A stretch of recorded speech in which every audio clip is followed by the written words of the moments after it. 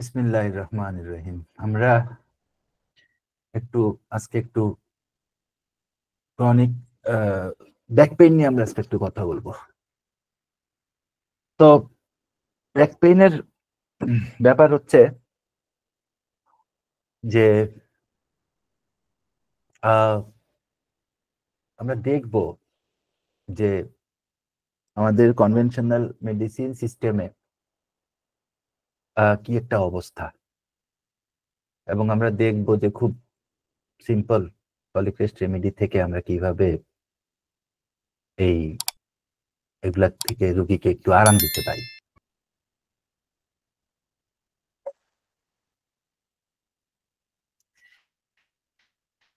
First কেসটা এইরকম, এটার নাম দিতে পারেন এরকম যে ক্রনিক ব্যাক পেইন, কিন্তু নন স্পেসিফিক বলতে পারেন। নন স্পেসিফিক এই কারণে বলতে পারেন, আমরা পরে দেখব।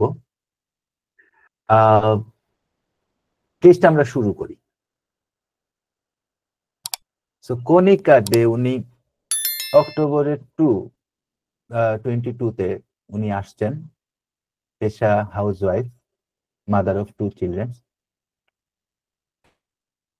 4 ইয়ার্স ধরে ওনার সিভিয়ার লাম্বার পেইন এবং পারসিস্টেন্ট, এ কোনো ওষুধে কমে না। এখন প্রথম যেটা হয়েছিল উনার, এটা হচ্ছে যে একটা একিং পেইন ছিল, সবসময় থাকতো। ঠিক আছে, কোনো একটা কিছু উঠাইছিল।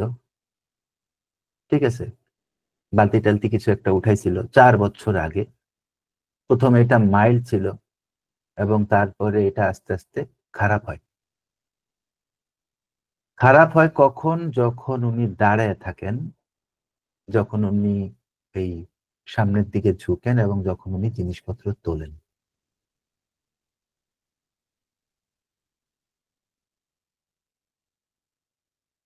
বসলে একটু ভালো লাগে, বসলে একটু ভালো লাগে। প্রচুর পরিমাণ পেইন কিলার দেওয়া হয়েছে, কারণ আসলে রেমেডি নাই, অ্যালোপ্যাথিক সিস্টেমেও রেমেডি অত নাই। আমরা মোস্ট ইম্পর্টেন্ট অ্যালোপ্যাথিক রেমেডি গুলা, ব্যাক পেইনের সবচেয়ে ইম্পর্টেন্ট, সবচেয়ে বেশি প্রেসক্রাইবড রেমেডি গুলো আমরা আজকে দেখবো, যে আসলে এগুলা কি করে হিউম্যান বডিতে। এবং মানে এটা খুব প্যাথেটিক। কথা শোনা যায় না? শোনা যাচ্ছে স্যার। তাহলে উনার একটু বাইরে আসতে হবে, আবার ঢুকতে হবে আর কি। এটা খুব প্যাথেটিক। তো ফিজিওথেরাপি হয়েছে। ফিজিওথেরাপি আমরা জানি যে অনেক ক্ষেত্রেই কাজ করে না। স্টেরয়েড ইনজেকশন নেওয়া হয়েছে, কোনো লাভ নেই। পেইন আছে, পেইনের জায়গায় আছে ফিজিওথেরাপি, ফিজিওথেরাপির জায়গায় আছে পেইন কিলারের জায়গা আছে। রুগীর কিন্তু কোনো উন্নতি নাই, রুগী চলতেছে। আচ্ছা, এখন কি হয়েছে? এখন যেটা হয়েছে, এই রুগীর পাস্ট মেডিকেল হিস্ট্রি যদি আমরা যখন নিলাম, আমরা দেখলাম ওনার কোনো প্রিভিয়াস কোনো সার্জারি নাই। হিস্ট্রিতে, ফ্যামিলি হিস্ট্রিতে ডায়াবেটিস, টিউবারকুলোসিস, রিউমেটয়েড আর্থ্রাইটিসের মতো বড় বড় রোগ নাই। এবং কোনো ট্রমা নাই। ব্যাক পেইনের অধিকাংশ ব্যাক পেইনের কেসের মধ্যে ট্রমা থাকে, পড়ে যাওয়ার একটা হিস্ট্রি আমরা পাই। এগুলা কিন্তু অনেক কিছুই থাকে, এগুলা কিন্তু কিছু নাই এই রোগীর মধ্যে। ওনার লাম্বোস্যাক্রাল স্পাইনের এক্স রে করা হয়েছে, এখানে হালকা ওই 42 বছর 40 বছরে যেরকম আহ মানে মাইল্ড একটু ডিজেনারেশন আছে, এটা হয়, সবারই হয়, ফ্র্যাকচার টেকচার কিছু নাই। ডিস্ক একটু বালজিং আছে L4 L5 এ, লাম্বার 5 থেকে স্যাক্রাম 1 পর্যন্ত। ঠিক আছে, কোনো কিছু নাই, কোনো নার্ভ রুট কম্প্রেশন নাই যে সায়াটিকার পেইন হবে, ইয়া হবে, এগুলো কিন্তু কিছু নাই। ঠিক আছে, কিন্তু সবচেয়ে প্যাথেটিক ব্যাপার যেটা, এটা হচ্ছে ওনার L4 এর ভার্টিব্রাল এন্ড প্লেট, এগুলাতে ইনফ্লামেশন আছে। এবং মজার ব্যাপার কি জানেন? মজার ব্যাপার হচ্ছে, আপনারা এরকম হাজার হাজার কেস পাবেন, অ্যাকচুয়ালি এটা এই কারণেই দেয়া, আপনারা এরকম হাজার হাজার কেস পাবেন যে সিম্পল ভার্টিব্রাল ইনফ্লামেশনের আপনারা অ্যালোপ্যাথিক সিস্টেমে কোনো রেমেডি দেখবেন না। আমি দেখাচ্ছি উনি কি কি রেমেডি নিছেন, আমি সবই দেখাচ্ছি। ঠিক আছে, এই রোগীর সবচেয়ে বড় সমস্যা, সবচেয়ে বড় ভালো দিক হচ্ছে এর HLA-B27 নেগেটিভ। তার মানে হচ্ছে এটা কিন্তু কোনো রিউমেটয়েড আর্থ্রাইটিসের কেস না। তার মানে হচ্ছে এটা কিন্তু কোনো ধরনের রিউমেটয়েড আর্থ্রাইটিসের কেস না। এখানে কোনো ধরনের অ্যান্টিবডি ইয়ে করে নাই, এখানে কোনো ধরনের বডিকে অ্যাটাক করতেছে না, কিন্তু এই রোগীর পেইন আছে। আচ্ছা,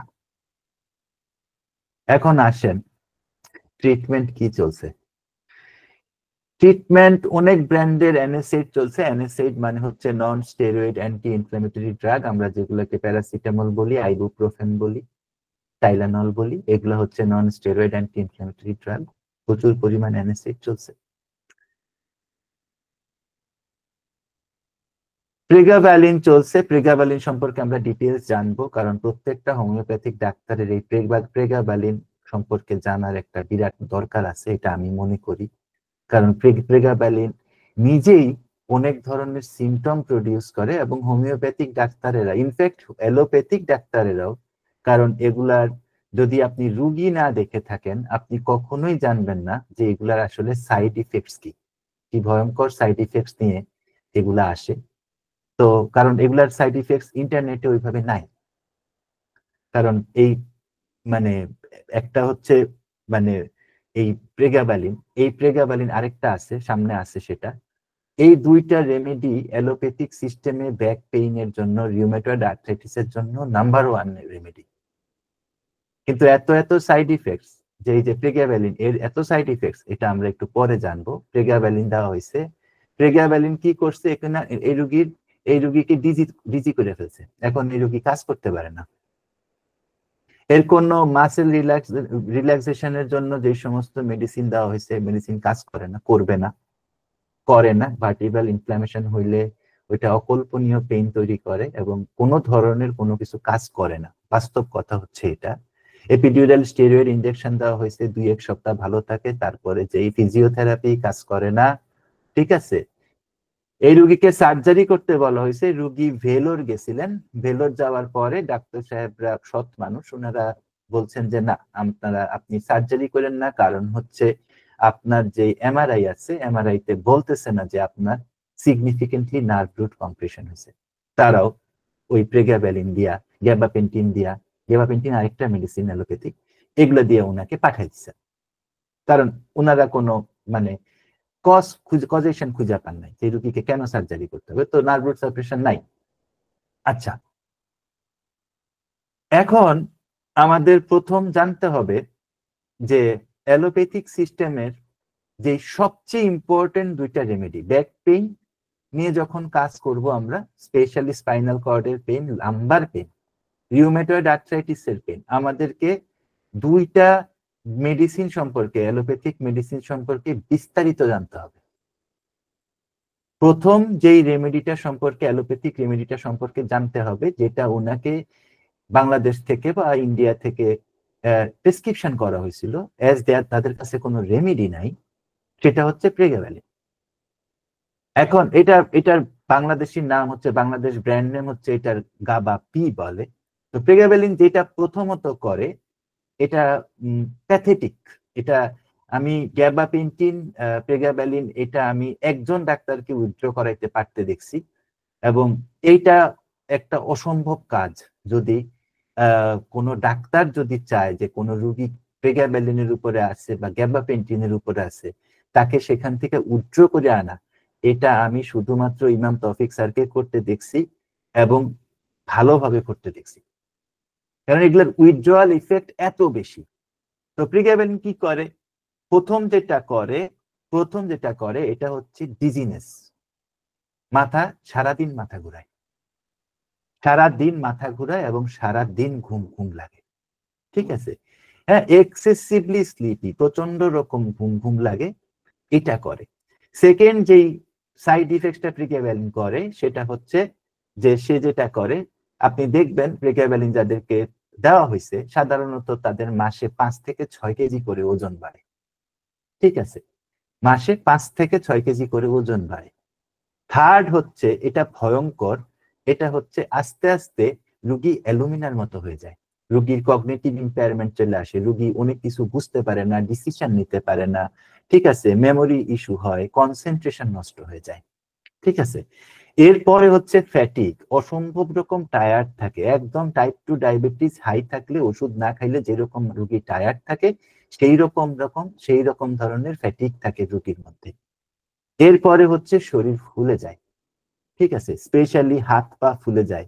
হ্যাঁ, এবং এটা মানে আপনার কাছে মনে হবে, দেখে মনে হবে যে এটা প্রেগাবেলিন অনেক ভয়ঙ্কর, এবং এর অনেক বেশি পরিমাণ উইথড্রয়াল ইফেক্ট আছে। উইথড্রয়াল ইফেক্ট নিয়ে যদি সামনে সময় পাই আমরা আলোচনা করব। এই প্রেগাবেলিনের কাজ কিন্তু এরকম, এবং সে দেখা যায় যে সে 15 থেকে 20%-এর বেশি পেইন রিডিউস করতে পারে না। সত্যি কথা হচ্ছে প্রেগাবেলিন এবং গ্যাবাপেন্টিন ছাড়া অ্যালোপ্যাথিক সিস্টেমে কিন্তু তেমন কোনো রেমেডি নেই যেটা দিয়ে ব্যাক পেইনের ভয়ঙ্কর ব্যথা কমানো যায়। এবং 95% ক্ষেত্রে রোগীদের মধ্যে আপনারা এই ধরনের সাইড ইফেক্টস গুলা সবসময় পাবেন, যে 5 থেকে 6 মাস খাইছে তার মধ্যেই পাবেন, এটাতে কোনো ভুল নাই। এখন এই রোগীর কাহিনী হচ্ছে অ্যালোপ্যাথিক প্রগনোসিস যেটা বলে, ঠিক আছে, যে এইটাতে যে কোনো ধরনের সার্জিক্যাল অথবা মেডিকেল ট্রিটমেন্ট এই প্রবলেম কিউর করতে পারবে না। এই রোগীর প্রগনোসিস হচ্ছে এটা, খেয়াল করেন। এবং এরা ইন্ডিয়া থেকে, সিএমসি ভেলোর থেকে ওরা পেইনটাকে করে দিছে chronic non specific low back pain.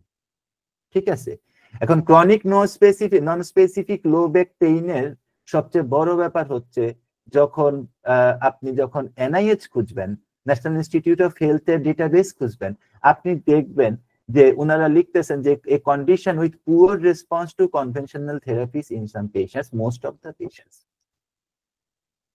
মানে আপনি কনভেনশনাল অ্যালোপ্যাথিক রেমেডি দিয়ে এটা তেমন কিছু করতে পারবেন না, এটা ওরাই লিখে দেয়। ঠিক আছে, হ্যাঁ, এবং তারা তখন কি বলে, পেইন মডিউলেট করে, ওই যে প্রেগাবেলিন দেয় বা এটা সেটা দেয়, এনএসএইড দেয়, স্টেরয়েড দেয়, পেইন মডিউলেট করে, লাইফস্টাইল মানে এই সমস্ত করে, লাইফস্টাইল মডিফাই করে এবং সিমটোমেটিক ট্রিটমেন্ট দেয়। এই হচ্ছে আমার chronic non specific low back পেইনের আমার হচ্ছে prognosis allopathic point of view থেকে। এখন আমি কি করব?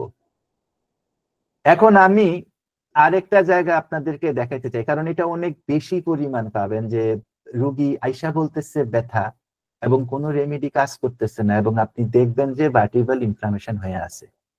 ঠিক আছে, এখন ভার্টিব্রাল এন্ডপ্লেট ইনফ্লামেশনে কি হয়, এখানে এন্ডপ্লেটে ইনফ্লামেশন হয় এবং সেখানে, ঠিক আছে, বোন মেরুর কাছাকাছি ডিজেনারেটিভ চেঞ্জ হয়। ঠিক আছে, এবং এই ভার্টিব্রাল ইনফ্লামেশন 3 ধরনের, একটা হচ্ছে টাইপ 1, একটা হচ্ছে টাইপ 2, টাইপ 3। ঠিক আছে, হ্যাঁ, এখন সিমটম কি? সিমটম লো ব্যাক পেইন। ঠিক আছে, তেমন কোনো ধরনের মানে মেকানিক্যাল স্ট্রেস ডিজেনারেটিভ ডিজিজ বা ইনফেকশন ছাড়া তেমন কোনো ধরনের কারণ নাই, এবং এগুলো আপনি সলভ করতে পারবেন না। ঠিক আছে, হুম, এবং এই দেখেন ট্রিটমেন্টের মধ্যে লিখতেছে যে treatment May include physical therapy, anti inflammatory medication, in severe case surgical intervention. এখন ওদের এই ভদ্রমহিলা তো গেছেন, উনি তো ভেলোর গেছেন, কিন্তু উনার তো রেজাল্ট জিরো। উনি তো এই অবস্থাতেও নাই যে উনাকে অপারেশন করা যাবে, কারণ উনার এমআরআই বলতেছে না যে উনার এই ধরনের নার্ভ কম্প্রেশন হয়েছে। This is the problem.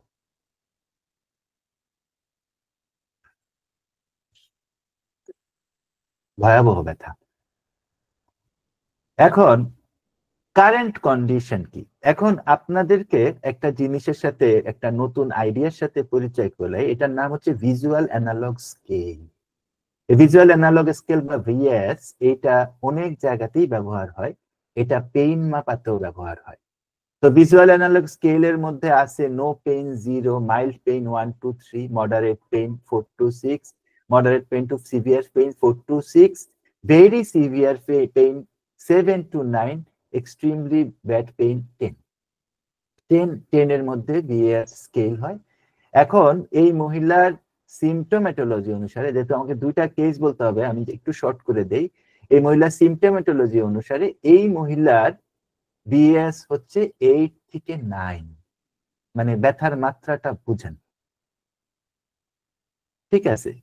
এবং ক্রনিক স্লিপ ডিসরাপশন হচ্ছে কারণ মানে ভয়াবহ রকমের খারাপ অবস্থা।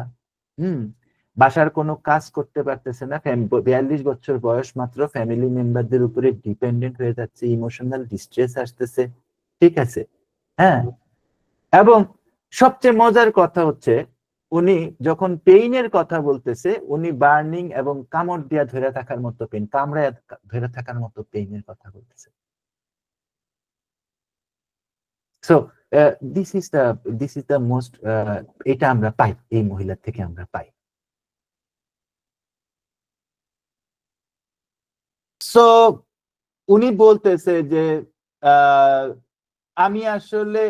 আমি সব সময় আমার ব্যাক পেইন নিয়ে চিন্তা করতে থাকি, এইটা আমাকে সম্পূর্ণ ক্রিপল্ড করে দিছে, ডিবিলিটেট করে দিছে, আমি আর পারি না, এবং has affected all aspects of my life, আমার জীবনের সমস্ত জায়গার উপরে এর প্রভাব পড়ছে, ঠিক আছে। এরপরে উনি বলতেছেন যে I feel like I am becoming more and more debilitated. উনি গেবাপেন্টিন খাচ্ছেন, সরি, উনি প্রেগবেলিন খাচ্ছেন, উনি এই কারণে বলতেছেন এক্সট্রিম ফ্যাটিক আছে, উনি সারা দিন উনার ঘুম ঘুম লাগে, ঠিক আছে, কিন্তু আমি ঘুমাইতে পারি না রাত্রেবেলা due to pain, due to pain. এই হচ্ছে কাহিনী, এই মহিলার কথাগুলা এগুলা। উনি বলতেছেন যে ফুড প্রিফারেন্সে উনি বলতেছেন যে আমার আসলে, আমি কি যে খাইতে পছন্দ করি, আমি তো সবই খাই, ঠিক আছে। চকলেট পছন্দ করে, সে মিষ্টি খাইতে পছন্দ করে, কমন নিয়ে। স্লিপ পজিশনের খুব ইম্পর্টেন্ট একটা জায়গা হচ্ছে স্লিপ অন অ্যাবডোমেন। ফ্যামিলি হিস্ট্রিতে, দূরতম হিস্ট্রিতে আমরা পাই হচ্ছে হাইপারটেনশন। এই হচ্ছে টাইম। এখন আহ, আমাদের তো কেস সলভ করতে হবে। এখন আমার কাছে তো ধরেন 3.5 পৃষ্ঠার মতো ডাটা আছে, যে উনাকে কিভাবে কি কি আমি উনার কাছ থেকে নিলাম, আমার কাছে তো এরকম 3.5 পৃষ্ঠার মতো ডাটা আছে, আমি করব কি, আমাকে তো সলভ করতে হবে। তাহলে আসলে মোস্ট সিগনিফিকেন্ট পয়েন্ট, যখনই আমরা কেসের মধ্যে ঢুকবো, তখন আমাদের সবচেয়ে বেশি ইম্পর্টেন্ট যে জায়গাটা বের করতে হবে, যে কি কি কম্পোনেন্ট ছাড়া এই কেসটা হচ্ছে না। সেটা মাইন্ড মেথড থেকে হইতে পারে, সেটা ক্লাসিক্যালও হইতে পারে, সেটা যে কোনো সেন্সেশনও হইতে পারে, সেটা যে কোনো জায়গা থেকে হইতে পারে। কিন্তু first question any homeopath should ask when he goes to solve a case is that what are the most important component that constitutes the case। কি কি কম্পোনেন্ট ছাড়া, কি কি পায়া ছাড়া আমার চেয়ারের এই চেয়ারটা দাঁড়াবে না, কোন কোন পায়াগুলা লাগবে, এটা মোস্ট ইম্পর্টেন্ট কোয়েশ্চেন। এবং এইটা যখন আমরা, এই প্রশ্নটা যখন আমি আমাকে জিজ্ঞাসা করি, তখন আহ আমরা কয়েকটা মজার জিনিস পাই, যেমন কয়েকটা খুব ইম্পর্টেন্ট জিনিস পাই পুরা কেস থেকে। আহ পুরা কেস থেকে আমরা কি কি ইম্পর্টেন্ট জিনিস পাই?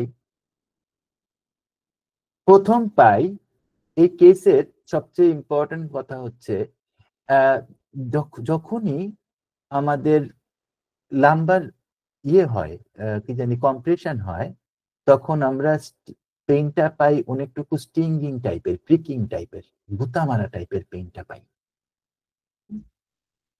এখানে এই ভদ্রমহিলা উনি আমাকে বলতেছেন আমার পেইনের মোস্ট ইম্পর্টেন্ট ক্যারেক্টারিস্টিক্স হচ্ছে বার্নিং। এই পেইন বৈশা থাকলে বাড়ে। আমাদের মনে আছে হয়তো, আমরা যখন কেসটা প্রথমে দেখতেছিলাম, তখন আমাদেরকে বলা হয়েছিল মেডিকেলি যে এটা ভার্টিব্রাল ইনফ্লামেশনের কেস, ভার্টিব্রাতে ইনফ্লামেশন হচ্ছে। তার মানে হচ্ছে এই কেসের গ্রেড ফাংশনাল। ফাংশনাল হলে কি হবে? পেইন তো অকল্পনীয়, ঠিক আছে। হুম। আরেকটা জিনিস পাই, এটা হচ্ছে ওয়াকিং অ্যামিলিয়েশন। আরেকটা জিনিস পাচ্ছি যে ওয়াকিং অ্যামিলিয়েশন, আর খুবই ইম্পর্টেন্ট ট্রেট, এটা হচ্ছে আমরা পাচ্ছি স্লিপ পজিশন অন অ্যাবডোমেন। তাহলে আর মাইন্ডের কি কি সিমটম পাচ্ছি সেটা আমরা পরে দেখাচ্ছি, কিন্তু আমরা মূলত এজ এ ফ্যাকচুয়াল কেসের মধ্যে আমরা এই জিনিসগুলো পাচ্ছি, মাইন্ডের সিমটম আমরা পরে দেখাচ্ছি।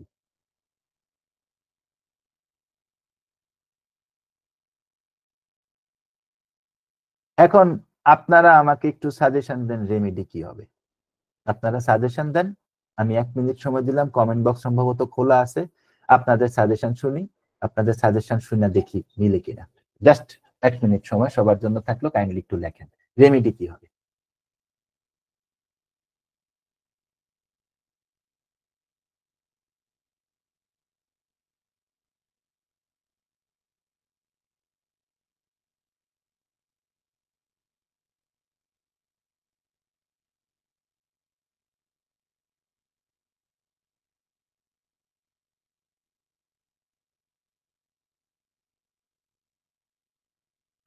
বাদশাহ হোমিও হল স্যার লিখছেন, বাদশাহ হোমিও হল স্যার লিখছেন রাজ ডাক্স। আচ্ছা, very good, thank you sir.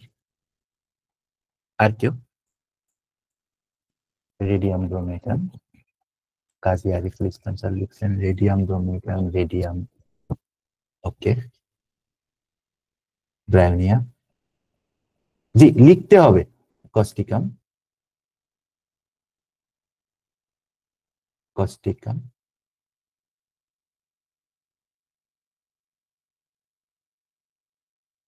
আর কেউ? Medorrhinum, medorrhinum, thank you Mithun sir. Medorrhinum, medorrhinum আমিও ভাবছিলাম। Thank you sir. আর কেউ?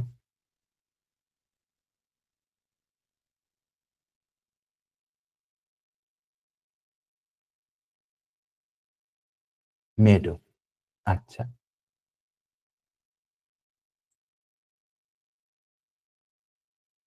মেডো,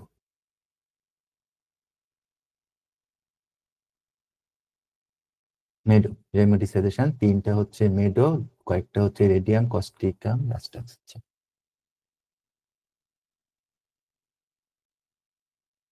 কেস তো আমি বলে ফেলছি, আমি তো পিছনে যাইতে পারবো না, আধা ঘন্টা লাগে, এত কেসই বললাম।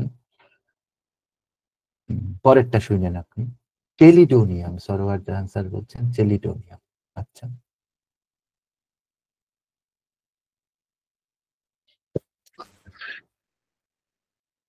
চেলিডোনিয়াম,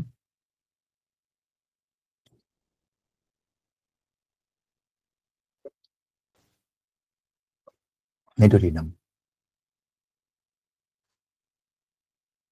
রুটা, রুটাসি, রুটা,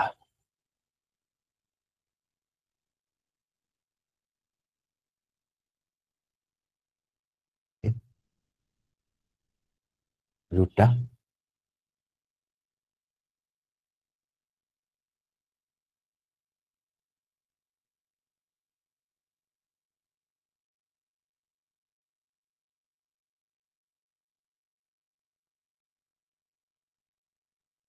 আর কেউ বলবেন? হাইপেরিকাম, আচ্ছা, হাইপেরিকাম, থ্যাংক ইউ। ফসফরাস, আচ্ছা, very close phosphorus.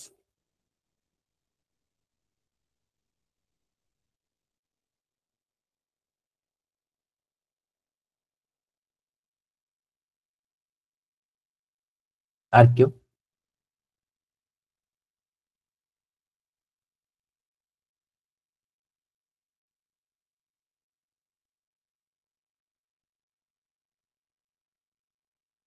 ক্যালিকার,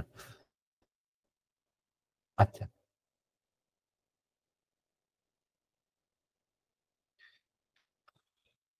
meadow,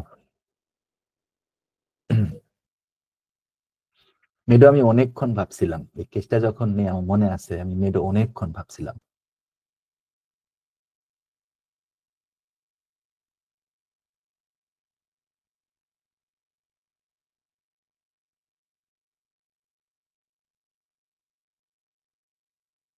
thank you sir. এরা আর কেউ?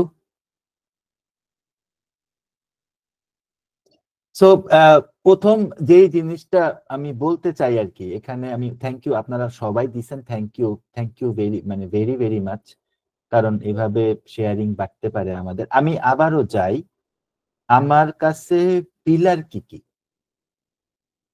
আমাকে ভাবতে হবে আমি কেসটা কিসের উপরে দাঁড়া করাচ্ছি। একদম সহজ কথা হচ্ছে এটা, আমাকে ভাবতে হবে এটার টাইপ হচ্ছে বার্নিং, প্রবলেম হচ্ছে ফাংশনাল, ঠিক আছে, অ্যাগ্রেভেশন বাই সিটিং। তাহলে আমাকে মাথায় রাখতে হবে যে এইটা, এই কেসের মধ্যে এমন একটা রেমেডি আমার লাগবে যেই রেমেডিটা স্পাইনাল কর্ডের ফাংশনাল প্রবলেম সলিউশন করে, এবং সেই রেমেডির মধ্যে থাকতে হবে কি বার্নিং, সালফার। সেই রেমেডির মধ্যে থাকতে হবে বার্নিং, সেই রেমেডির একটা মোস্ট ইম্পর্টেন্ট মোডালিটি হচ্ছে সেই রেমেডির অ্যাগ্রাভেশন থাকতে হবে সিটিং এ।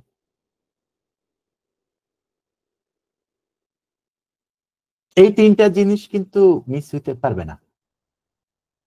তারপরে মিলতে হবে এই এই কেসটা সব সময় ভালো জাতের রুগী থাকতে হয়, যদি থাকতে হয় রুগীর, ঠিক আছে, তখন এই কেসটাতে তো এরপরে যেটা আমাকে ভাবতে হবে যে এর মাইন্ড সিমটম কতটুকু একে ধরে রাখতে পারবে। সে যদি মাইন্ড সিমটমের উপরে যদি রিফ্লেক্ট করে তার মাইন্ড সিমটমের উপরে, তাহলে আমার হয়তো বা এই রেমেডিটা দীর্ঘ সময় কাজ করবে।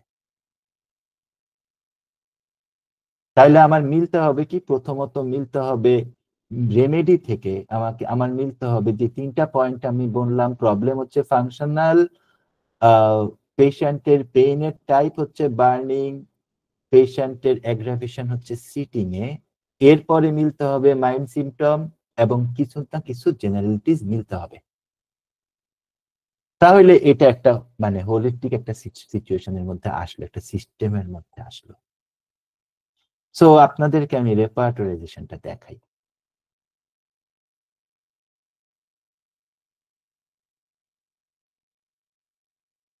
এই হচ্ছে রেপার্টরাইজেশন। এখন দেখেন এখানে একটা মাত্র মাইন্ড সিমটম আমরা পাইছি ওনার কাছ থেকে, এংজাইটি উইথ ব্যাক পেইন।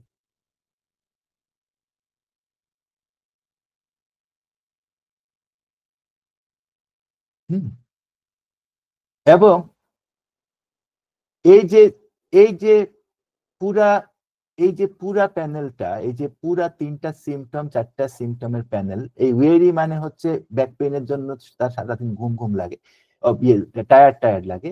এই চারটা সিমটম, এই চারটা সিমটম কিন্তু আমার রেমেডি কভার করতে হবে। থার্ড হচ্ছে স্লিপ পজিশন অন অ্যাবডোমেন, এটা আমার কভার করতে হবে। ফোর্থ হচ্ছে আমার মোস্ট ইম্পর্টেন্ট জেনারেলিটিস কভার করতে হবে। কমপ্লিটের খুব সুন্দর একটা রুব্রিক দেওয়া আছে, food and drinks indistinct not knows what desire, আমি জানি না আমি কি পছন্দ করি।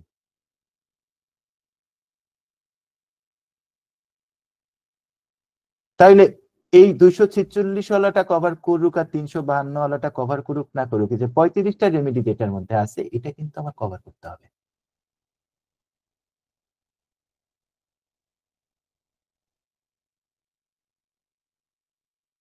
এখন জিঙ্কাম আসছে, এখন জিঙ্কামের আমরা জানি জিঙ্কামের পেইনে সিটিং এ বাড়ে, কিন্তু হু ইজ দ্য অথরিটি?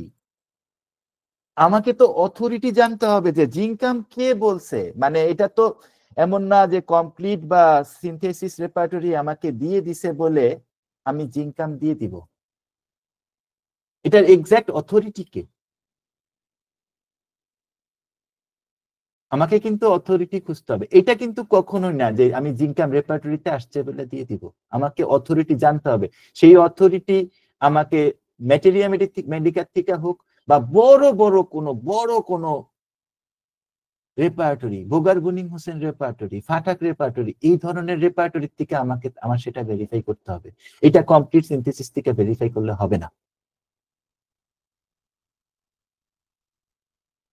এই যে লোকটা লিখতেছে যে তার সিটিং অ্যাগ্রাভেশনে মাত্র 29টা রেমেডি, তার মধ্যে জিঙ্কাম সবচেয়ে হাইয়েস্ট লেভেলের ইয়েতে আছে, এটার অথরিটি কে? So let's find the authority. Boger, CM Boger, উনি লিখতেছেন স্পাইন একিং burning along aggravated by sitting sensitive aggravated by standing. CM Boger, synoptic কি, ম্যাটেরিয়া মেডিকা। এখন আমার প্রবলেম হচ্ছে আমি তো I don't have any data, homeopathy কিন্তু এটিমের pathy, so I don't have any data যে এই যে আমি যে ফাংশনাল, এই প্রবলেম যে ঘোড়ার ডিমের ফাংশনাল, এইটা আমি কেমনে কনফার্ম করব? একটা অথরিটি থেকে আসতে হবে, হয় কেন থেকে আসতে হবে, নতুবা ম্যাটেরিয়া মেডিকা পিউরার থেকে আসতে হবে, নতুবা কারো না কারো কাছ থেকে তো আসতে হবে। আমাকে কে বলতেছে যে ফসফরাস বা জিঙ্কাম এটা ফাংশনাল?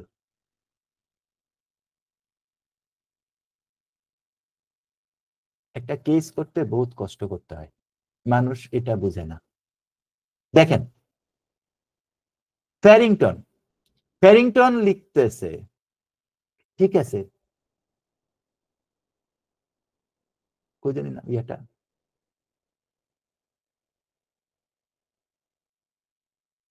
একটা মিনিট।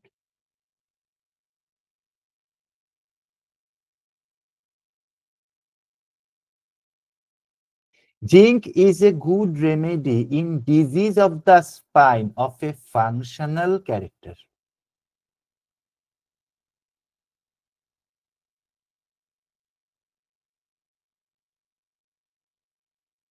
এটা এটা জিঙ্কামের একটা পিকিউআরএস, এটা ফ্যারিংটনের কথা কিন্তু, মানে এক্সট্রিম লেভেলের অথরিটি। আই ডোন্ট কেয়ার ওইখানে মানে অন্য কি কি বলছে। উনি লিখতেছেন zinc is a good remedy in disease of spine of a functional character.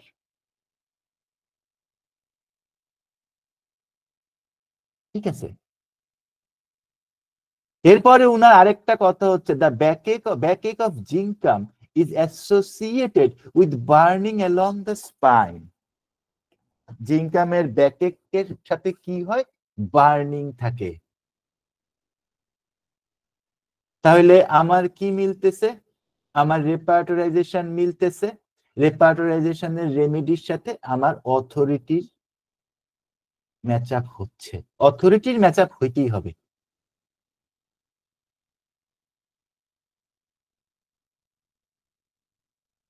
অথরিটির কিন্তু ভাই ম্যাচ আপ হইতে হবে, এটা কিন্তু এক্সট্রিমলি ইম্পর্টেন্ট। কারণ হচ্ছে অথরিটির ম্যাচ আপ না হইলে আপনি কিসের উপরে দিচ্ছেন? আপনাকে তো জানতে হবে না আপনি কিসের উপরে প্রেসক্রিপশনটা করতেছেন।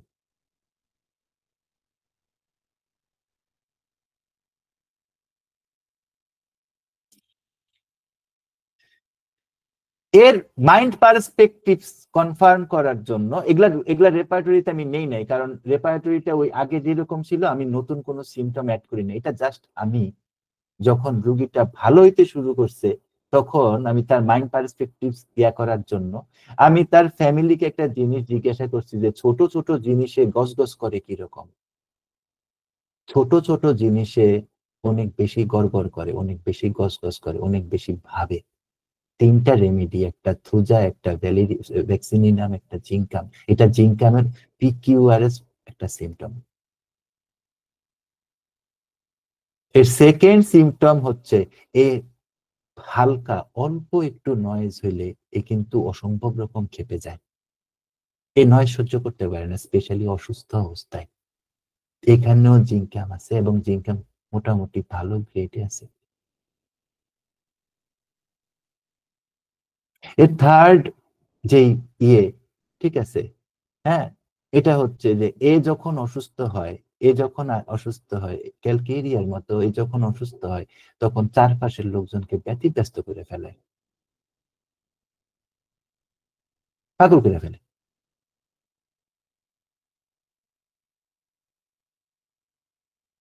So prescription is zincum metallicum 1 mg, 1 dose, then 0/8 every week, 2 dose.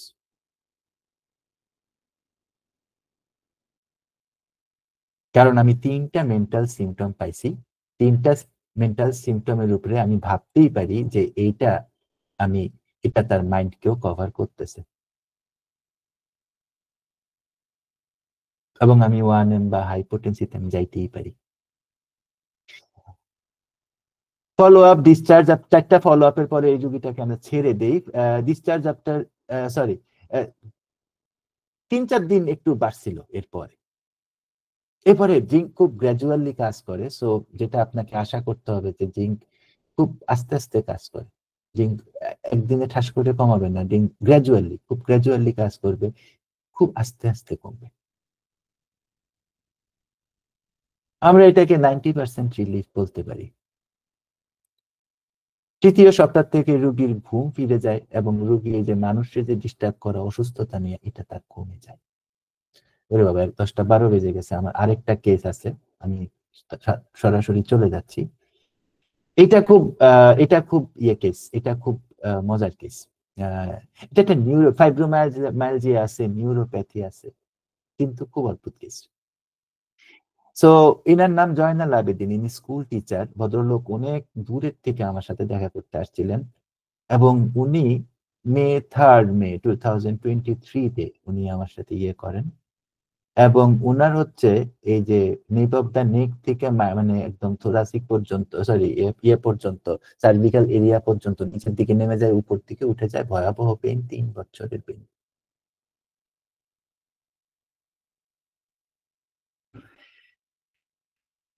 কোনো ধরনের ইনজুরি ছিল না, কিন্তু পেইন 3 বছর আগে শুরু হয়েছে।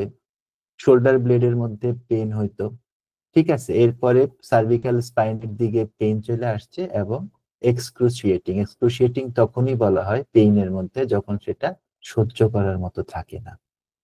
পেইন ডিসক্রিপশন কিভাবে দিচ্ছেন রোগী, খেয়াল করেন, burning, stabbing, sometime like electric shocks, worsen with even, sorry, sometimes with even light touch over the skin. Light touch, স্কিনের উপরে টাচ করলে রোগী লাফ দিয়ে উঠে, পেইন বাইরে যায়।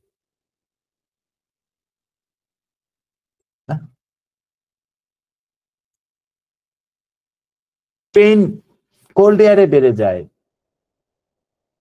তারপরে হচ্ছে টাইট ক্লোদিং এ বেড়ে যায়, স্ট্রেসে পেইন বেড়ে যায়, খুব ইম্পর্টেন্ট জিনিস, স্ট্রেসে পেইন বেড়ে যায়। পেইনের সাথে ব্রেথলেসনেস আছে, পেইনের সাথে পালপিটেশন আছে, ঠিক আছে, এবং ওই ব্যাক পেইনের রোগীদের ঘুম হয় না, কারণ ওই পেইন নিয়ে ঘুমানো সম্ভব না। ওই ব্যাক পেইনে যারা রিয়েলি ব্যাক পেইনের রোগী দেখছেন, 99% রোগীরই ঘুম হয় না, ঠিক আছে, এবং কোনো পেইন মেডিকেশন তাদের রিলিফ দিতে পারে না,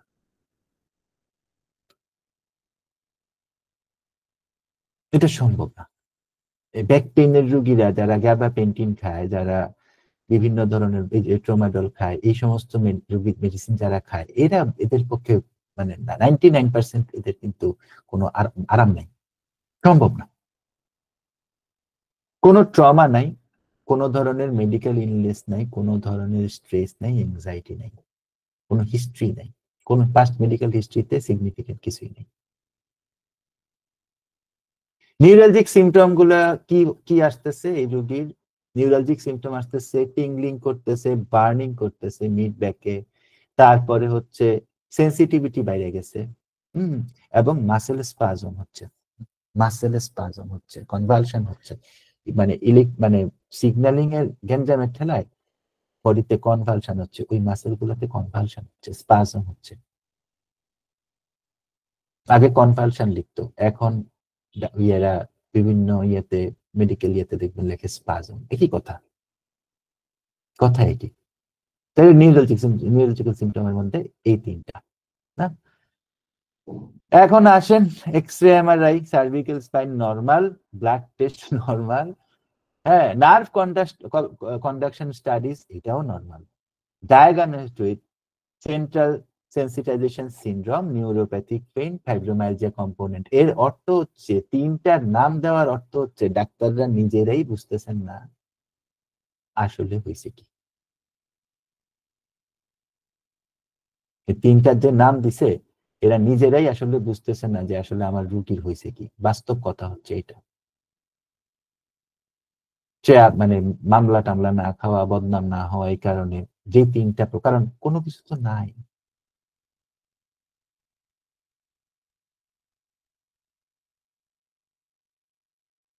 অ্যালোপ্যাথিক ট্রিটমেন্ট কি ট্রাই করা হয়েছে? অ্যালোপ্যাথিক ট্রিটমেন্ট ট্রাই করা হয়েছে ওই NSAID, আইবুপ্রোফেন, প্যারাসিটামল, এগুলো তো প্রথম দিকে খায়। এরপর হচ্ছে, এটার নাম হচ্ছে ট্রামাডল। ট্রামাডল নিয়ে আমরা একটু পরেই কথা বলবো। ট্রামাডলের সাইড ইফেক্ট সবার জানার দরকার আছে। এই যে আমাদের বিখ্যাত ওষুধ এনাডল, এনাডল সম্ভবত স্কয়ারের ব্র্যান্ডটার নাম হচ্ছে এনাডল।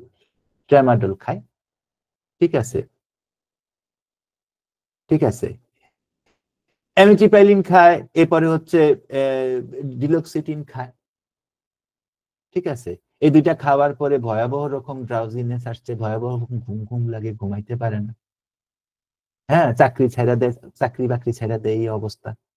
স্কুলের মাস্টার কিন্তু, ঠিক আছে। I don't know the brand name, maybe Anadol, Napadol, something এরকম। গ্যাবাপেন্টিন, গ্যাবাপেন্টিন খায়। গ্যাবাপেন্টিনকে ওরা যখন বানাইছিল, আমেরিকানরা যখন বানাইছিল, সম্ভবত ফাইজারের মেডিসিন, গ্যাবাপেন্টিনকে ওরা বলছিল যে এটা হচ্ছে আহ, মানে এটা হচ্ছে একটা মেডিকেল মার্ভেল, এটা সমস্ত রকম পেইন দূর করতে পারে। এরপরে এরা কি করলো, গ্যাবাপেন্টিনের সাথে ওপিওয়েড মিশাইলো, ফেন্টানল মিশাইলো, ফেন্টানল মিশাইয়া আরেকটা মেডিসিন বানাইলো। এখন মানুষ কি করে, মানুষ গ্যাবাপেন্টিন খায়া গ্যাবাপেন্টিন থেকে বের হইতে পারে না। গ্যাবাপেন্টিন থেকে যখনই উইথড্র করতে যায় মানুষ, তখন মানুষের খিঁচুনি হয়, ভয়ঙ্কর খিঁচুনি হয়, ঠিক আছে। গ্যাবাপেন্টিন দেওয়া হয়েছে। ফিজিওথেরাপি সেশন, যেহেতু টাচ ইনক্রিজে পেন বেড়ে যাচ্ছে, কোনো ফিজিওথেরাপি কিছু নাই, ঠিক আছে। হ্যাঁ, এর সিম্প্যাথেটিক নার্ভ ব্লক করে পেইন কমানোর চেষ্টা করা হয়েছিল, কিন্তু কোনো লাস্টিং রিলিফ নাই। এটা, এগুলো বাংলাদেশেই করে, ইন্ডিয়াতেই করে, এমন কোনো কিছু না, বড় বড় কথা আর কি, কাজের বিষয় কিছু না। তো এটা হচ্ছে কাহিনী, অ্যালোপ্যাথিক ট্রিটমেন্ট ট্রাই করা হয়েছে। এবার আমাদেরকে খুব ভালোভাবে জানতে হবে, প্রথম হচ্ছে এনাডল। এনাডল আমাদের পোলাপাইন দাঁতে ব্যথা হইলো কিনা খায়া ফেলে, ওই হাঁটুর থেকে ফুটবল খেলতে গিয়ে পড়ে গিয়ে হাঁটুতে ব্যথা পাইলো, পোলাপান দেখবেন এনাডল, ট্রেমাডল, এটা কিন্তু, এগুলো কিন্তু খুব বড় ধরনের, মানে কি বলবো, মানে খুব বড় ধরনের ইয়ের রেমেডি, সাইড ইফেক্ট ওয়ালা রেমেডি, এগুলো সম্পর্কে কিন্তু খুব ভালো জানতে হবে। তো এই যে ট্রেমাডল খায়, দাঁতের ব্যথায় খায়, হাড্ডি ভেঙে গেলে খায়, ঠিক আছে। ডাক্তাররাও ঠেলা খাওয়ায়, ডাক্তাররা তো, অধিকাংশ ডাক্তারই তো এখনকার দিনে নকল করে পাশ করে, ঠিক আছে। মেডিকেল বলেন, হোমিও বলেন, অ্যালোপ্যাথি বলেন, সবই তো নকল করে পাশ করে, দল করে পাশ করে, দল করে প্রফেসর। সো এরা যে খায়, এদের কাহিনীটা কি? এদের প্রথম, এই যে ট্রেমাডল যারা খায়, এদের প্রথম যে সাইড ইফেক্ট আসে, এটা হচ্ছে টানা খাইতে থাকলে, এটা কিন্তু একটা ওপিওয়েড, তার মানে হচ্ছে এটার মধ্যে অপিয়াম আছে, আফিম আছে, ঠিক আছে। তাহলে এটা খাইতে থাকলে প্রথম যেটা হবে, এটা হচ্ছে আস্তে আস্তে মাথা হালকা হইতে থাকবে, মাথা খালি খালি লাগবে, হালকা হইতে থাকবে, ঠিক আছে। মুখ শুকিয়ে যাবে, ঘাম বেড়ে যাবে, কনস্টিপেশন বেড়ে যাবে, মাথা ব্যথা বেড়ে যাবে, তারপরে আস্তে আস্তে মাথা ঘুরানোটা বাড়বে, এরপরে বমি শুরু হবে। কিন্তু ব্যথা তো ভয়ঙ্কর, ঠিক আছে। সিরিয়াস যে সমস্ত সাইড ইফেক্টস আছে, এই সাইড ইফেক্টস এর মধ্যে প্রথম হচ্ছে ট্রেমাডল খাইয়া অনেক রুগী আমাদের কাছে আসে, আমরা যখন বলি যে কি হয়েছে, তখন বলে আমার সিজার হয়েছে। আরে আপনার 32 বছর বয়সে কেন সিজার হবে? এই ডাক্তার এই প্রেসক্রিপশন দিচ্ছে, এটা খাওয়ার পরে আমাদের সিজার হয়েছে। কেন সিজার হয়েছে? দেখি যে ওইখানে ট্রেমাডল থাকে, সিজার হয়, খিঁচুনি হয়। ঠিক আছে, অ্যালার্জি হয়, প্রচুর অ্যালার্জি হয়, হাইপোটেনশন হয়ে যায়, ব্লাড প্রেশার নেমে যায়, ঠিক আছে। হ্যাঁ, এবং এই ব্লাড প্রেশার নেমে যাওয়ার কারণ হচ্ছে অ্যাড্রিনাল গ্ল্যান্ডের ইনসাফিসিয়েন্সি হয়ে যায়, অ্যাড্রিনাল গ্ল্যান্ড কাজ করে না, ঠিক আছে। এবং রোগীর সুগার নেমে যায়, হাইপোগ্লাইসেমিয়া হয়ে যায়, ঠিক আছে। এর যখন এই এই এই ওষুধ যখন আপনি উইথড্র করতে যাবেন, ঠিক আছে, এটা অ্যাডিকশনে চলে যায়, যেহেতু ওপিয়াম আছে। অ্যাডিকশনে গেলে এই ওষুধ উইথড্র করতে গেলে বুড়া মানুষ পড়ে যায়, পড়ে গিয়ে হাত পা ভাঙে, কোমর ভাঙে, হার্ট অ্যাটাক করে, কিডনি ইস্যু শুরু হয়ে যায়, লিভার ইস্যু শুরু হয়ে যায়, ঠিক আছে।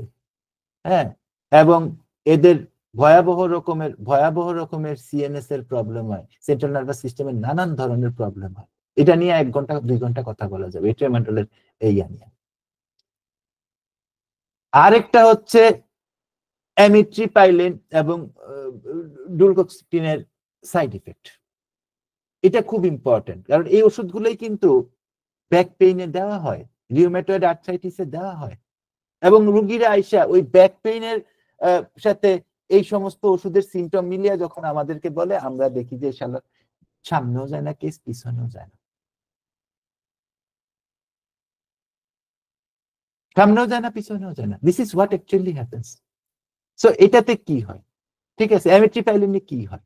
এতে প্রথম যে জিনিসটা হয়, রুগীর ঘুম ঘুম লাগে, মুখ শুকিয়ে যায়, ওজন বৃদ্ধি হয়ে যায়, ঠিক আছে।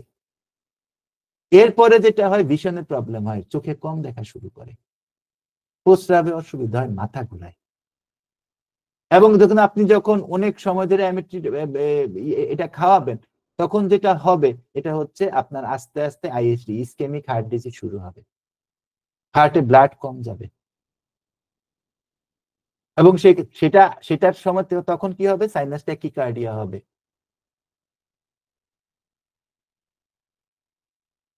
হ্যাঁ, এবং এরপরে খিঁচুনি হয়। এবং সবচেয়ে ভয়ঙ্কর যেটা, মানে অ্যামিট্রিপাইলিনের সবচেয়ে ভয়ঙ্কর যে জিনিসটা, আমরা অনেক রুগী দেখি যে এই রুগীরা যখন এই মেডিসিনটা উইথড্র করাইতে শুরু করা হয়, তখন এই রুগীরা সুইসাইডের চিন্তা করে, এই লেভেলে চলে যায় রুগীরা। এবার আসেন যে মানে আমাদের ডুলেক্সটিনের পার্শ্ব প্রতিক্রিয়াগুলা আমাদের কাছে কি কি হয়। সবচেয়ে বড় প্রবলেম ওই অনিদ্রা বা ঘুম ঘুম নাই, তন্দ্রা টন্দ্রা, এগুলা, মুখ শুকিয়ে যাওয়া, এগুলা কিন্তু সব রেমেডিতে কমন। এরপরে কি হয়? লিভারটা চলে যায়, লিভারটা ধ্বংস হয়ে যায়, ঠিক আছে। এরপরে হচ্ছে এদের ব্লাড প্রেশার বেড়ে যায়, ঠিক আছে। এবং এই এই ওষুধটার মধ্যে আবার আরেকটা মজার ব্যাপার হচ্ছে, ওষুধটা শুরু করলে রোগীর আত্মহত্যার চিন্তা বেড়ে যায়। হুম, এটা হচ্ছে মানে সবচেয়ে ভয়ঙ্কর ইয়া। এবার আসেন আরেকটু, এবার গাবাপেন্টিন নিয়ে কথা বলি। গাবাপেন্টিন নাকি আমেরিকান মেডিকেল হিস্ট্রিতে সবচেয়ে ভালো রেমেডির মধ্যে একটা। আমরা একটু পার্শ্ব প্রতিক্রিয়া গুলো দেখি, আপনারা যাতে আপনাদের রোগীদেরকে বলতে পারেন। কারণ গ্যাবাপেন্টিনটা এখন বাংলাদেশেও দেওয়া হয়, দাম অনেক। বলে না না, আপনাকে তো স্টেরয়েড দিচ্ছি না, আপনাকে আপনাকে গ্যাবাপেন্টিন দিচ্ছে। আপনি জানেন গ্যাবাপেন্টিন কে ভাগ করছে? আমেরিকা বানাইছে। তো গাবাপেন্টিন এর ইয়ে কি? তন্দ্রা তন্দ্রা ভাব থাকবে, মাথা ঘুরানো, ঠিক আছে, এটা থাকবে। গাবাপেন্টিনের আরেকটা ইয়ে হচ্ছে, গাবাপেন্টিনের মধ্যে রুগীটার কোনো নিউরালজিক সিমটম না থাকলেও রোগীটার মধ্যে জেলসিমিয়ামের সিমটম চলে আসে এবং ওইটা আপনি জেলসিমিয়াম দিয়ে কিছু করতে পারবেন না। রোগী ডান পা ফালাইলে বাম পা কোথায় ফালাবে বুঝতে পারে না, রোগী পা টাইনা টাইনা হাঁটে। ঠিক আছে, রোগী পা টাইনা টাইনা হাঁটে, এটা হচ্ছে সবচেয়ে মানে মানে ইয়ের ব্যাপার আর কি, যে রোগী পা টাইনা টাইনা হাঁটে এবং রোগী ড্রাইভ করতে পারবে না, রোগী মাছ কাটতে পারবে না, মাছ কাটতে গেলে হাত কেটে ফেলাবে, মাছের মতো করে হাত কেটে ফেলাবে আর কি। ঠিক আছে, এটা গ্যাবাপেন্টিন। গ্যাবাপেন্টিনের 80% রোগীর মাথা ঘুরানো থাকে, এরা ওই জেলসিমিয়ামের মতো ওই কাউরে ছাড়া হাঁটতে পারে না। ঠিক আছে, হ্যাঁ, সূক্ষ্ম কোনো কাজ করতে পারে না সব সময়, আর ভয়াবহ রকমের ওজন বেড়ে যায়, মাসে 5 কেজি 7 কেজি করে ওজন বাড়ে। গ্যাবাপেন্টিন, গাবাপেন্টিন কম সময় খাইলে হয় না, গাবাপেন্টিন কমপক্ষে 6 মাস 8 মাস 12 মাস। আমার বড় ভাই একটা উইথড্র করাইছে, উনি প্রায় 12 বছর 13 বছর ধরে গাবাপেন্টিন খায়। তো গাবাপেন্টিনে উনি যেগুলা পাইছিল যে আত্মহত্যার চিন্তা থাকে অনেক বেশি, ভয়াবহ রকমের রোগী ডিপ্রেশন, মানে ডিপ্রেশনের মধ্যে থাকে। ঠিক আছে, গ্যাবাপেন্টিনের রোগীদের অটোমেটিক্যালি অ্যাজমাটিক রেসপিরেটরি প্রবলেম হয়ে যায়, প্রচন্ড রকম। রোগী যদি কোনো ধরনের খিঁচুনিতে একবার পরেও সেই খিঁচুনি প্রচন্ড রকম হয়। ঠিক আছে, তো গ্যাবাপেন্টিন মানে ভয়ঙ্কর, এগুলা ভয়ঙ্কর রেমেডি, এগুলা এগুলা যারা ইউজ করেন নাই, যারা এগুলা পার্শ্ব প্রতিক্রিয়া রোগীদের মধ্যে দেখেন নাই, রোগীদের মধ্যে দেখলে আপনারা লিটারেলি ভয় পেয়ে যাবেন। ইন্ডিয়ানরা তারপরও ওদের একটু দায়িত্ববোধ আছে, ওরা বুঝে শুনে মেডিসিন গুলা প্রেসক্রিপশন করে, আমরা করি না, যেরকম আমেরিকানরাও করে না, ব্রিটিশরা আবার করে।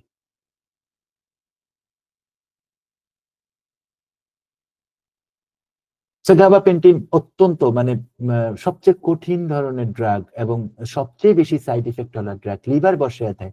হালকা লিভারের প্রবলেম আছে, হয়তো ফ্যাটি লিভার স্টেজ 2 আছে, দেখবেন লিভার সিরোসিস হয়ে রোগী শেষ হয়ে গেছে। ক্রিটিনিন হয়তো 1.3 আছে, 2 বছর 3 বছর খাওয়ার পরে ক্রিটিনিন 8-10-এ চলে যাবে, জিএফআর আইসা 40-তে নেমে যাবে। এই করে গাবাপেন্টিন শুধুমাত্র ব্যথার থেকে বাঁচার জন্য। রিউমেটয়েড আর্থ্রাইটিসে খুব দেওয়া হয়,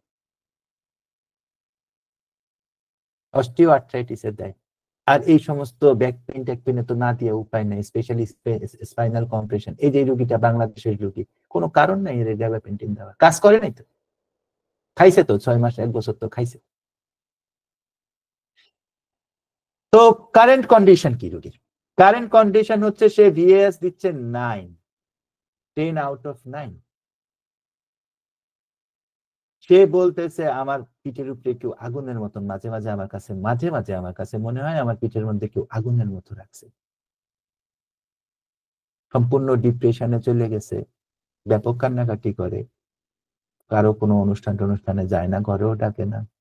ঠিক আছে, আমার কাছে যখন এই ভদ্রলোক আসছে, তখন কি বলবো আপনাদেরকে, উনি 4 মাসের ছুটি নিছে, কারণ উনার স্কুল আর উনাকে এলাও করতে পারতেছে না। দেখেন এই মানুষটা কিন্তু একটা চাকরি দিয়ে চলে। ঠিক আছে, এবং এরপরে যদি ইনি না যাইতে পারে, তখন তো সবাই বুঝতেই পারবে যে এই রুগীটা, এই মানুষটার কখনো স্কুলে ব্যাক করে যাবে না। দেখেন অবস্থা দেখেন। ঠিক আছে, অত্যন্ত হোপলেস সিচুয়েশন, অত্যন্ত ডেসপারেট সিচুয়েশন।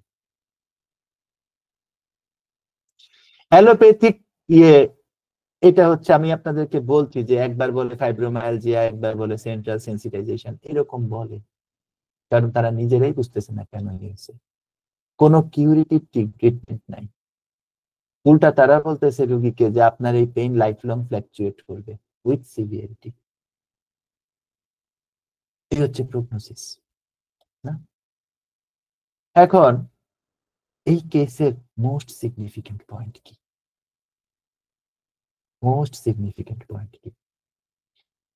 এই কেসের মোস্ট সিগনিফিকেন্ট পয়েন্ট হচ্ছে এই কেসের টাইপ অফ পেইন। যখনই যখনই এই ধরনের রেমেডি করবেন, আমরা যখন রেমেডি সিলেকশন করব, তখন আমাদের মাথায় রাখতে হবে রেমেডিটা যদি ঠিক থাকে, তাহলে রেমেডিটার টাইপ অফ পেইন বা টাইপ অফ ডিসচার্জ, মূল রেমেডিটা টাইপ অফ ডিসচার্জের সাথে যদি টাইপ অফ মহিলাদের টাইপ অফ ডিসচার্জ মিলতে হবে, টাইপ অফ পেইনের সাথে টাইপ অফ পেইন মিলতে হবে, এবং সেটা জোর করে না, সেটা অটো মিলতে হবে। কেমন? ঠিক আছে। তো ওনার প্রবলেম কি? ওনার টিংলিং এবং বার্নিং হচ্ছে মিড ব্যাকে, টাচ নিয়ে উনি খুব ঠিক আছে, এবং মাসেল স্পাজম হচ্ছে, পেইন ঢেউয়ের মতো পেইন আসতেছে, একটা ঢেউ আসতেছে, আরেকটা ঢেউ আসতেছে, আরেকটা ঢেউ আসতেছে, ঢেউয়ের মতো পেইন আসতেছে।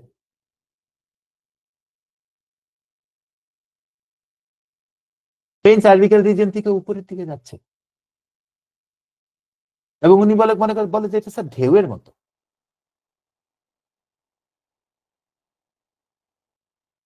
ঠিক আছে, পেইন স্ট্রেসে বাড়তেছে, ঠান্ডা বাতাসে বাড়তেছে, ক্লোদিং টাইট ক্লোদিং এ বাড়তেছে, এবং এই কারণে রোগীর ব্রেথলেসনেস আসতেছে, সে তার শ্বাসকষ্ট হচ্ছে, মাঝে মাঝে মাঝে মাঝে তার পালপিটেশন হচ্ছে।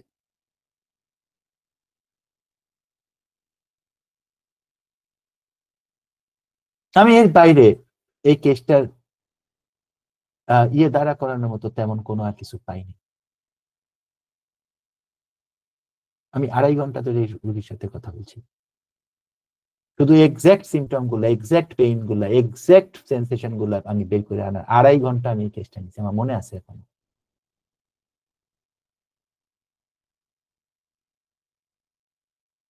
মাইন্ডে উনি বলতেছেন, I think I can not continue my job. আমার কাছে মনে হয় না আমার এই চাকরি টিকবে।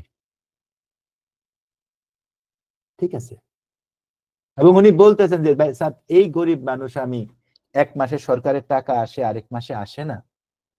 এনারা যারা বেসরকারি স্কুলে চাকরি করেন, ইনারা তো আসলে মানে কি বলবো আমি, মানে আপনারা বলেন, মানুষ বলে যে বাংলাদেশের পোলাপান পড়ে না, বাংলাদেশের পোলাপানের পড়ার তো শর্তই তৈরি হয়নি। কোন একটা দেশের পোলাপান পড়তে হইলে তো ওই দেশের টিচাররা ভালো থাকতে হবে। আমরা কখনো খোঁজ খবর নিয়ে দেখছি যে টিচাররা ভালো আছে কিনা, বেসরকারি স্কুলের টিচাররা ভালো আছে কিনা, এদের সংসার চালাইতে কষ্ট হচ্ছে কিনা, বা মাদ্রাসার যে সমস্ত টিচার আছে যারা গভর্নমেন্ট থেকে টাকা পায়, তারা ভালো আছে কিনা, আমরা তো কোনোদিন খবর নিয়ে দেখিনি, তাই না? তো উনি বলতেছেন এই মানুষটা, এই গরিব মানুষটা 3 লক্ষ টাকা খরচ করে ফেলছে, কিন্তু কোনো রিলিফ নেই।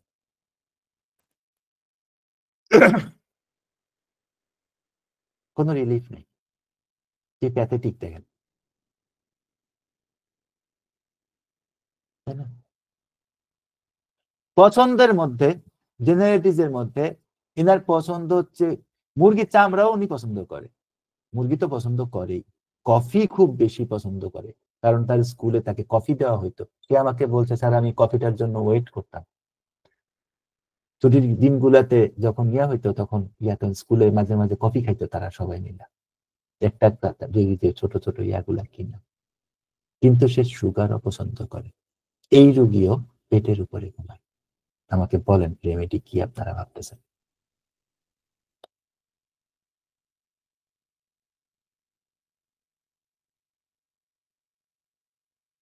রেমেডি, কোন সাজেশন?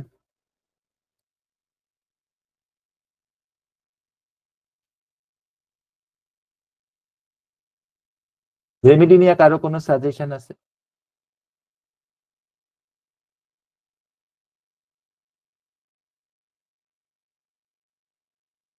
কারো কোনো সাজেশন?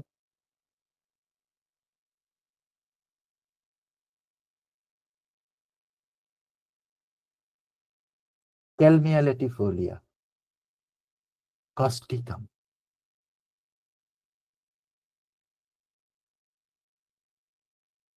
আর কেউ? থ্যাংক ইউ স্যারেরা।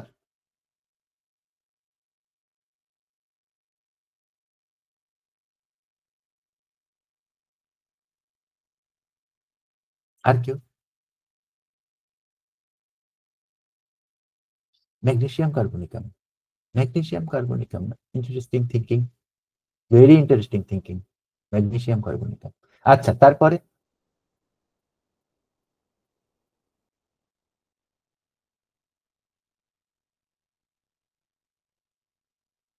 Hypericum, hypericum.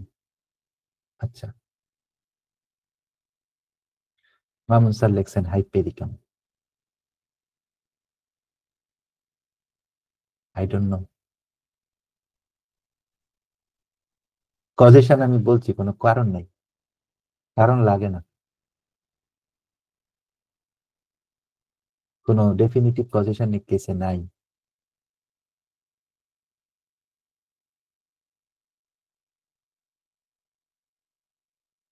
ফাইটালাক্কা ডিক্যান্ড্রা, আরে বাবা, জয়ন্ত স্যার বলছেন ফাইটালাক্কা ডিক্যান্ড্রা। আচ্ছা, very good, thank you sir.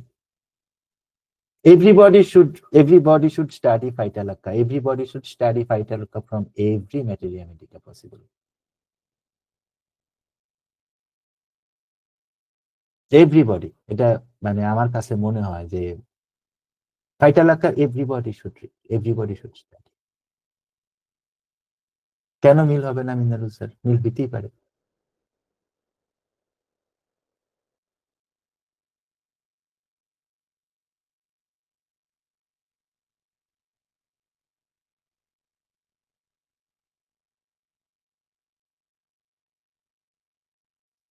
So, আমি বলবো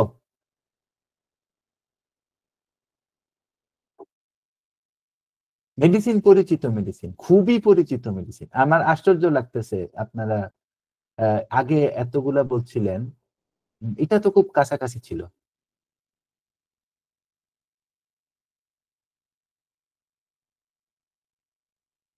ওকে, let me open my repertorization. Lachesis. So Lachesis কেন, ল্যাকেসিস কেন সেটার আগে আমরা আগে দেখি রেপার্টোরিয়াল ভিউ থেকে ল্যাকেসিস ঠিক আছে কিনা। ল্যাকেসিস রেপার্টরিতে থাকলেই দিতে হবে এমন কোনো কিছু নাই।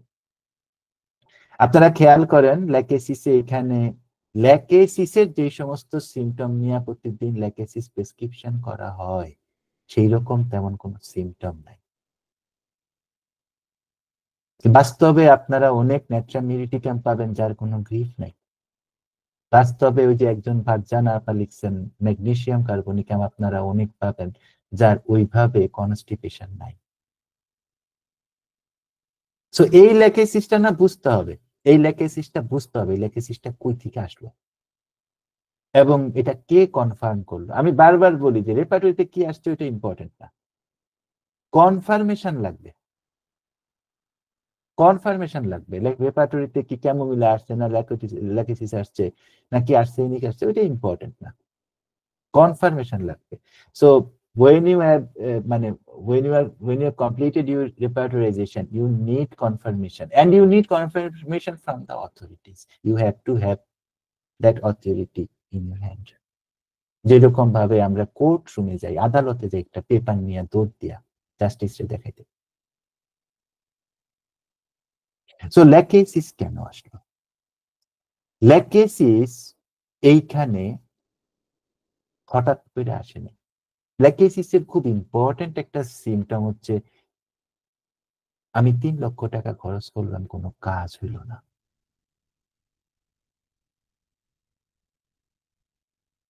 ল্যাকেসিসের একটা সিমটম হচ্ছে যে মুখের মধ্যে প্রচন্ড রকম ব্যথার অনুভূতি নিয়ে একটা হতাশা থাকবে, যেটা ওনার ছিল।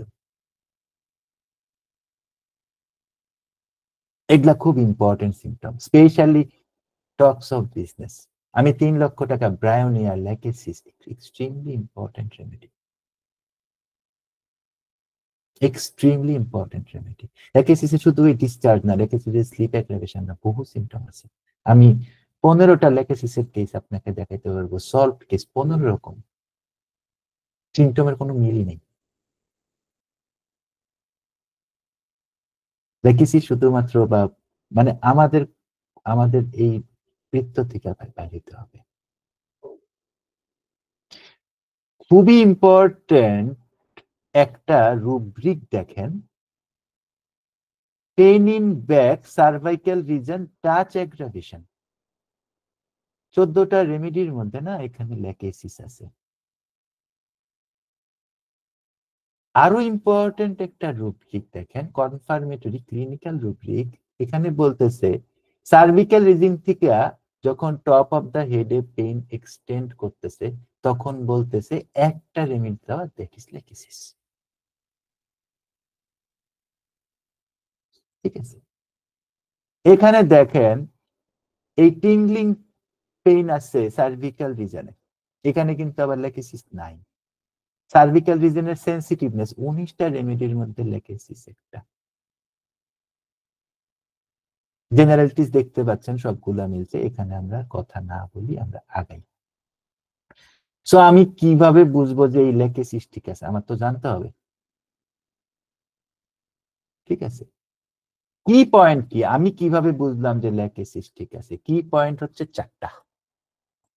প্রথম হচ্ছে সে টক্স অফ বিজনেস, কাজের কথা বলে, আপনাকে দিয়া তো আমার কোনো লাভ হইলো না। Touch aggravation, touch aggravation. 3 number point হচ্ছে burning pain in cervical region. 4 number ইয়ে হচ্ছে স্লিপ অন অ্যাবডোমেন। এই হচ্ছে আমার 4টা চেয়ারের 4টা পা। সহজ হিসাব হচ্ছে এটা। এখন গ্যাঞ্জাম আছে, এখন গ্যাঞ্জাম হচ্ছে এইটা কনফার্মেশন আমাকে কে দিল? আপনারা যখন কোনো ম্যাটেরিয়া মেডিকাল থেকে কোনো কোনো কিছুর কনফার্মেশন পাবেন না, আপনারা তখন চলে যাবেন পুরানো রেপার্টরিতে। যদি রেমেডিটা পুরানো হয় তাহলে সব সময় চলে যাবেন পুরানো রেপার্টরিতে, এবং পুরানো রেপার্টরিতে গিয়ে দেখবেন যে ওই ওই কনফার্মেশনটা আছে। ওইটা কনফার্মেশন লাগবে। কনফার্মেশন হচ্ছে আপনার কেস কি আদালতে টিকতেছে কি টিকতেছে না, কনফার্মেশন কিন্তু ভাই আপনার লাগবে। ঠিক আছে, তাহলে পুরানো রেপার্টরিতে আমাকে বলতে হবে, অন্তত এতটুকু বলতে হবে যে লেকেসিসের ভার্টিব্রার উপরে কাজ আছে। নতুবা আমি এই যে ঘোড়ার ডিমের রুব্রিক, এই যে সার্ভিক্যাল, এই যে এই সমস্ত রুব্রিক, এই যে এই সমস্ত রুব্রিক গুলা আমি কিন্তু বিশ্বাস করব না। আমাকে এটা বনিং হোসেন বলতে হবে, অথবা বোগার বলতে হবে, অথবা কেন্ট বলতে হবে, অথবা কেউ একজন বলতে হবে। কারণ আমি ম্যাটেরিয়া মেডিকায় পাচ্ছি না, এটা কোনো খেলা কথা না। বোগার বনিং হোসেন জানে না লেকেসিসের কোনো এইরকম কোনো সিমটম নাই, এবং আপনি আপনার রেপার্টরিতে ঢুকে দিলেন, আপনি এটা মামার বাড়ির আবদার না আমি রুগীকে লেকেসিস দিয়ে দেবো। বোগার বনিং হোসেনের জানতে হবে, কেন্টের জানতে হবে, বা সিনথেটিক রেপার্টরি, সিনথেসিস না সিনথেটিক রেপার্টরি 1982 তে যেটা হয়েছিল সেটা জানতে হবে। কনফার্মেশন লাগবে। সো ফার্স্ট কনফার্মেশন হচ্ছে Boger Boenninghausen repertory vertical সার্ভাইকেলের মধ্যে দেখেন লেকেসিস আছে।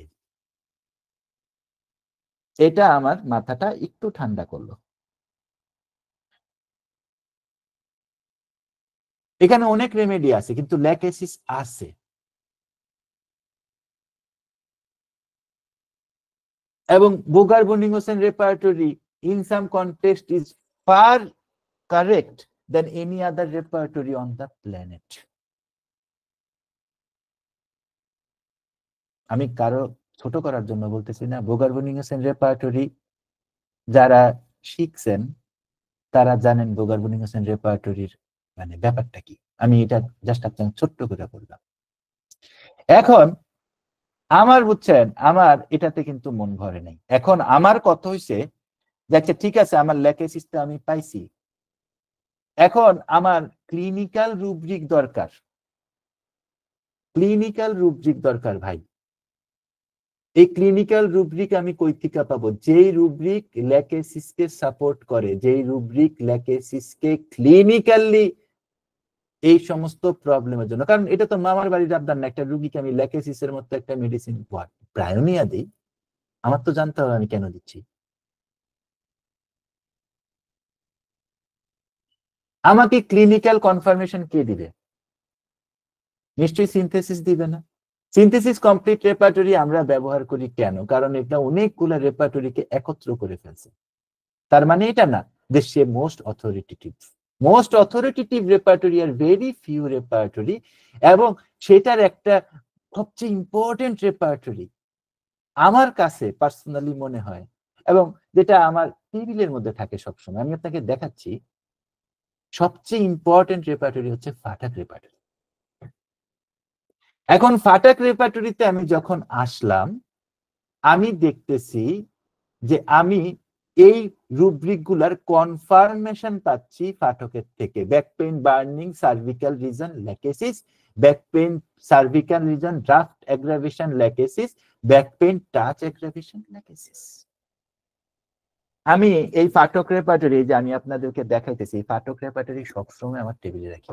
আমি এটা কম্পিউটার থেকে দেখি না,